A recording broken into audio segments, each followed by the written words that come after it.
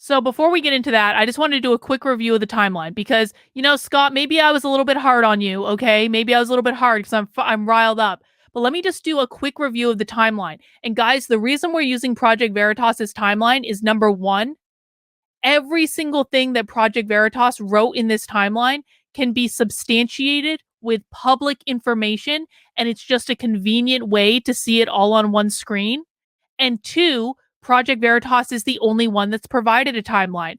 James O'Keefe has not provided a timeline. So let's just quickly review this, and then we're going to use this to debunk the conservative influencers. And again, every single thing in this timeline that I'm going to point out can be confirmed based on the 40-minute going away speech that James O'Keefe gave at Project Veritas and then posted on the internet.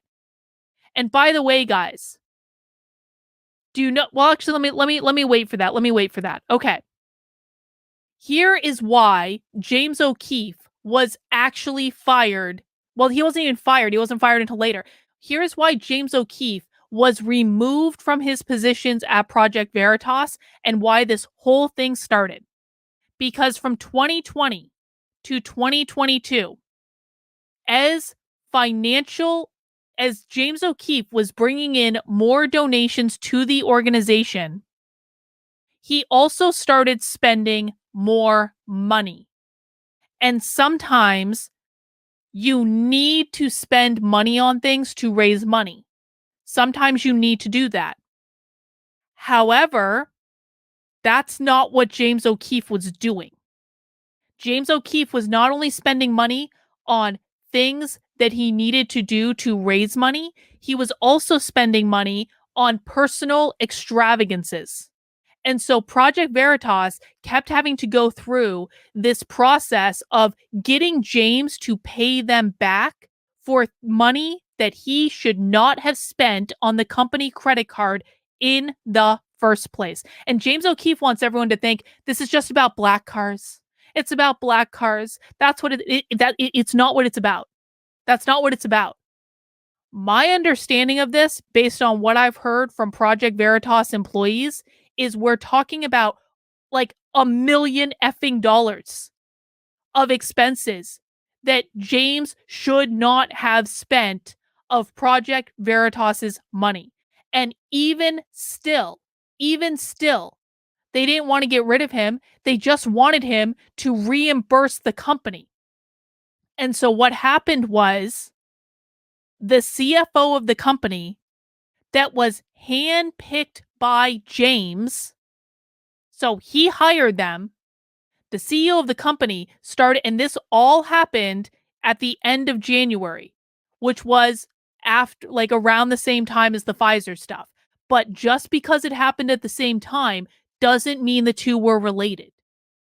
So the CFO of the company started investigating James's spending. And he said, James, you need to pay us back this money. James didn't want to do that. And so this started a massive fight at Project Veritas, which had its big conclusion on January 31st, 2023. And if you listen to the 44-minute going away address that James O'Keefe gave the organization on February 20th, you are going to hear James reference this. In that interview, James O'Keefe said that he offered an apology to the board for his tone and also offered an apology to the entire organization. He said it in the video. Why was James O'Keefe offering apologies to the board and the entire organization for his tone? He never said why. And the why was James O'Keefe was pissed off because he was being investigated by the CFO for spending a metric ton of money that he should not have spent on things that were not related to fundraising and were not related to the core mission of Project Veritas. The organization was saying, James, we need you to reimburse us. Otherwise, we are putting our nonprofit status in jeopardy. They were trying to protect the organization. James didn't want to do that. And so he blew up in a staff meeting in front of everyone. And then, per James's own speech, he offered to apologize and they didn't want to accept it. And after that, James unilaterally fired the CFO and the CSO because they were not giving him his way.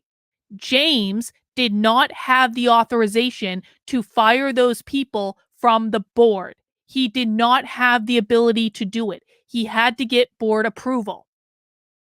So it was James's actions that caused all of this from the very beginning. Okay?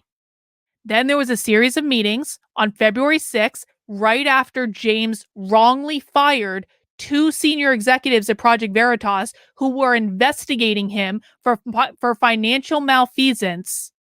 The board met and they took away James's ability to fire people and to hire people. They took away his use of the company credit card because he was spending too much money, and they took away access to the donor rolls. Okay? All of this was in response to the fact that James was being investigated for his expenses, didn't want to reimburse the organization, and then fired the CFO to cover it up. And the board was like, no, no, no, no. You can't unilaterally fire people to cover up for your bullshit. And they took away his ability to do so. And at the same time, they said, we are doing an audit of the expenses and the spending. And then at February 10th, they indefinitely suspended James pending the outcome of the audit.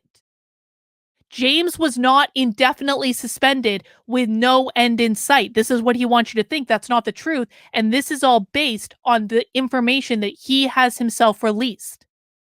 He was not indefinitely suspended. He was indefinitely suspended pending the results of the audit.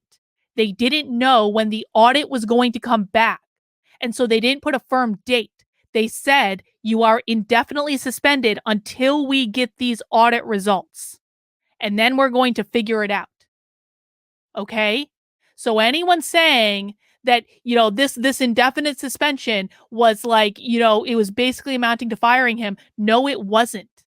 Any employee manual in the world has stipulations about suspension with pay, suspension without pay. I promise you, this isn't an HR manual somewhere. So they suspended him, and then he got pissed off that they suspended him and were continuing to do this audit. And 6 days later, he sent an email demanding that the entire board resign and that the leadership at Project Veritas that called his ass out also resign. And that would be the only stipulation that would bring James back to the organization. And of course, the board said no. Well, guess what? The very next day, after he sent that email demanding everyone resign, the very next day he formed his new company. The minute that he formed that new company is the minute that he broke his employee agreement. It was 400,000 something according to the lawsuit. 400,000 some odd. And so he didn't get them to resign. And so on the 20th, he came back into the office and he gave that big 40-minute speech. Now, James has now said on Tim Pool, and we're going to see him say it on with Charlie Kirk and Jack Posobiec, he's going around claiming he was fired on February 10th. Guess what, guys? Do you know what organizations don't do? Do you know what organizations don't do 10 days after they fire the CEO? They don't allow that CEO to waltz back into the office, go to the employee area, convene an audience, and then give a 44-minute speech about all the ways in which the organization has wronged this CEO. So, any notion that James was fired on February 10th is ridiculous because if he had been fired on February 10th, A, there would have been no reason for him to send out an email on February 16th demanding that everyone resign or that he was going to leave because he would have already been fired. So why would he send out that follow-up email? And if he had been fired on February 10th, there is no way in this universe that Project Veritas would have allowed him to come into the office 10 days after they fired him and give a 44-minute speech to employees about all the ways in which he was wronged. James's story does not add up. Project Veritas's story makes sense. It is documented and everything's going to come out in this lawsuit. I promise you. They have it all. But the story that James has peddled is that this is all because of Pfizer. It's all because of Pfizer. Pfizer is the only reason this happened. Pfizer is not the only reason it happened. It happened because James spent over $1 million that he was not authorized to spend on things that were not related to the mission of Project Veritas. The CFO was investigating it. The CEO wanted to be reimbursed for the money that James had spent. James didn't want to do that. So he unilaterally fired the CFO and then it has been trying to weasel his way out of it ever since.